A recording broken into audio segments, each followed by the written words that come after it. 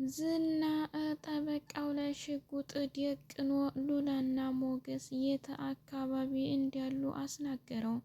እንዲሁም ወይንሸት ከዚህ ከእስር ቤት እንዴት ሆና እንደምትኖር በፖሊስ ተጽፎ ተሰጥቷታል።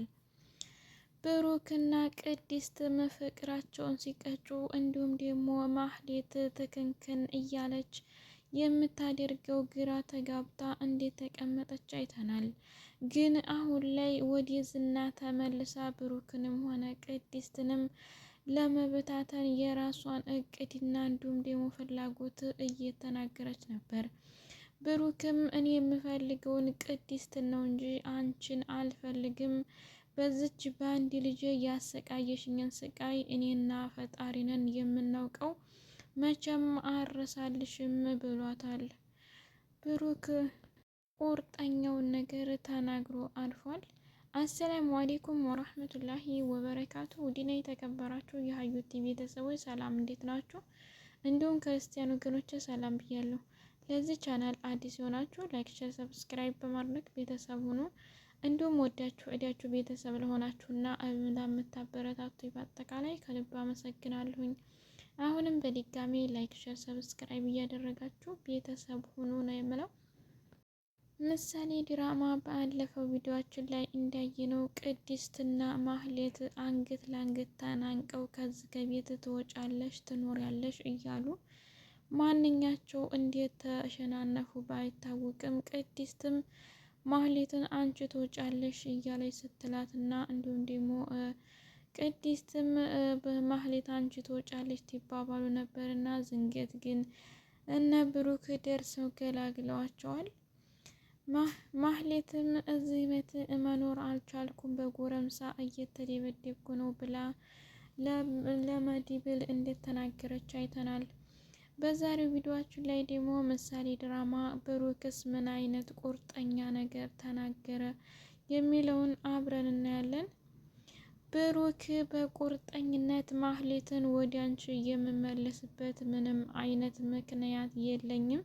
አንቺ በዚች በአንድ ልጅ ያሳየሽኝ ስቃይና መከራ ፈጣሪና እኔ ነው የምናውቀው። ስለዚህ አሁን ላይ ህይወቴ ተስተካክሏል በምልበት ጊዜ ወደ አንቺ ልመለስ አልችልም ብሎ በቁርጠኝነት ነግሯታል። ማህሌትም በፍጹም ይሄ ሊሆን አይችልም፣ እንዴት ለእኔ የይቅርታ ልብ አጣህልኝ? ድሮውንም እኔ ጋር መኖርና እኔም አፍቅረኝ አልነበረም ማለት ነው። ከወደድከኝና ታፈቀርከኝ የይቅርታ እልፍ ልብ አይጠፋህም ነበር ብለዋለች። ብሩክም ግን ባለው ነገር ተስፋ ስለቆረጠና ሁሉም ነገር ስልችት ስላለው ከማህሌት ጋር ሆኖ ምንም አይነት ነገር መቀጠል አይፈልግም። ብሩክ ከቅድስት ጋር ሆኖ እንዲሁም ፍቅራቸውንና ወደፊት የሚያቅዱትን ለማሳየትም ከቅድስት ጋር አብረው ፍቅራቸውን ሲቀጩና እንዲሁም ፏ ብትን እያሉ ማህሌትንም እርር ዲብን ሲያደርጓት ነበረ። ማህሌትን በምታደርገው ነገር ግራ ተጋብታ ምን ላደርጋቸው? ቆይማ አሁን ላይ እኔ ያለኝ አማራጭ ምን ሊሆን ይችላል? ከዝና ጋር አሁንም ተመልሼ ብሩክንም ሆነ ቅድስትንም ማስያዝ አለብኝ። የኔን ህይወት አበላሽተው የራሳቸውን ህይወት እንዴት ያስተካክላሉ? እያለች ማህሌትም እየፈከረች ነበር። እንዲሁም በአንዳንድ ነገሮች ስታወራ ዝና አዲስ አበባ መጥቷልና እንዲሁም የምትኖሩበትን ቤትና ቦታ ያውቃል፣ ሊይዛችሁ ስለሚችል ጥንቃቄ አድርጉ በማለት ተናግራለች። በእርግጥ ዝና አሁንም ላይ ብሩክንና መድብል ወይም ሌሎችን ማፈላለግ ቢችልም እንኳን በፍጥነት የሚፈልገውና እንዲሁም ደግሞ በትኩር የሚመለከተው ሉላንና ሞገስን ነው። ሉላና ሞገስም ከጠበቃውን ካስያዙት በኋላ ምንም የለብንም ብለው በረፍት ከቤታቸው ፏዘና ብትን እያሉ ነበረ። ጠበቃው መሆን ምንም እንዳልተፈጠረ መንግስትም በረማት ይሁን ባይታወቅም እንኳን ከዝና ጋር ተገናኝተዋል። ዝናም ሉላን ለመያዝና እንዲሁም ለማፍቀር ስለሞከረ እስር ቤት እንዴት ተወረረ አውቆ ነበር። ስለዚህ አሁን ጠበቃው ሲመጣ እንደ ሰላማዊ ሰው ምንም ሳይናገርና ሳያቅማማ ቀጥታ ወደ ቤቱ ነበር ይዞት ሄደው። ከዛም በኋላ ሉላ እንዴት ነበረች ብሎ ቢጠይቀው እንኳን ቆንጆ ናት፣ ወይንሸትንም እንዴት አየሃት ምናምን ቢለውም እንኳን በጣም ቆንጆ ናት ሲለው ዝናም እንደሚታወቀው በጣም ጨካኝና አረመኔ ሰው እንደሆነ ይታወቃል።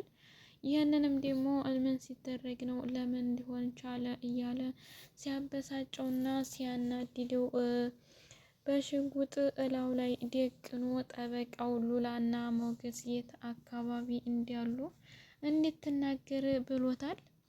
ጠበቃውም እሺ እናገራለሁ ባክን ማረኝ ተወኝ እያለ ሲማጸነውና ሲለምነው ነበረ።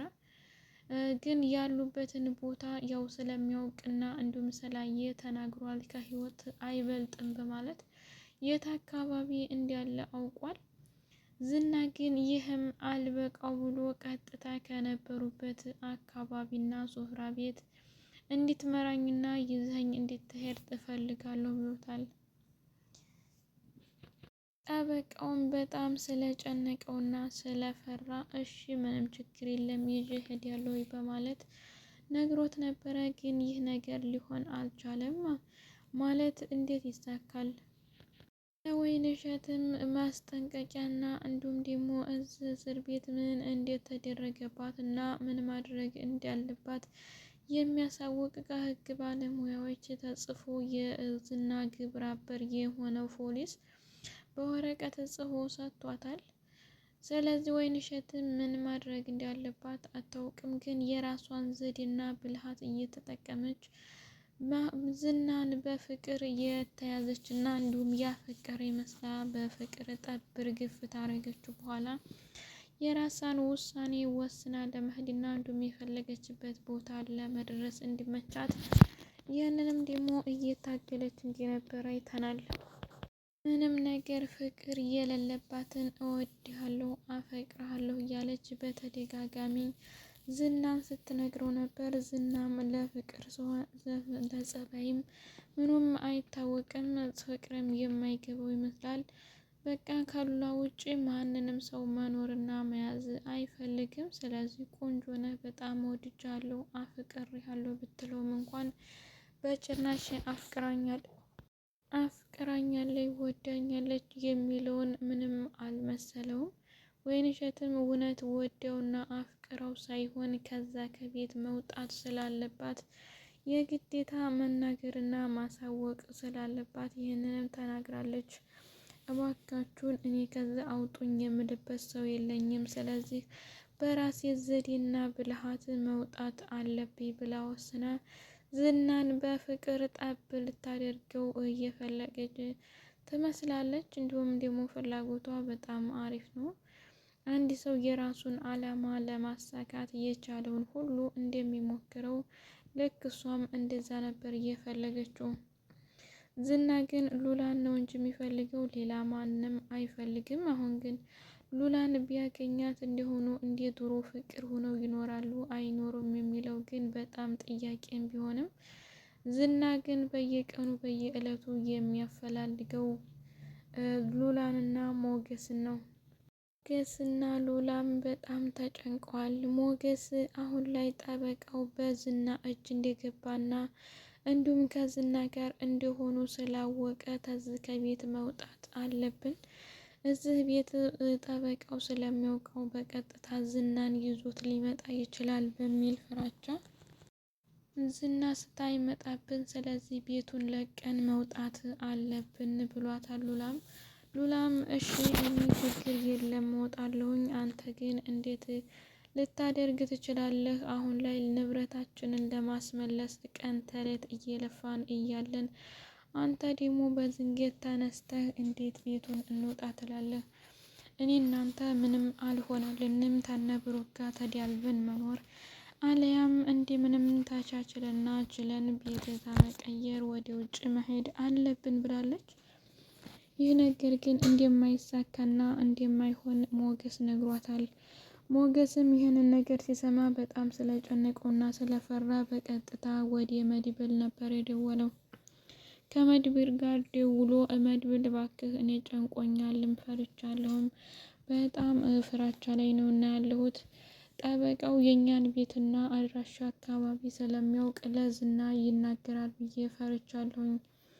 አሁን ላይ ጠበቃው በዝና እጅ እንደገባና እንዲሁም ዝና ደግሞ እያሰቃየና እያስፈራራ ያለንበትን አካባቢ እንዲናገር ወይም ደግሞ ምን ሲያደርግ እንደተያዘና ሉናን በምን ምክንያት እንደፈለጋት ታሲር እየጠየቀው ነው በማለት ለመድብል ነግሮታል።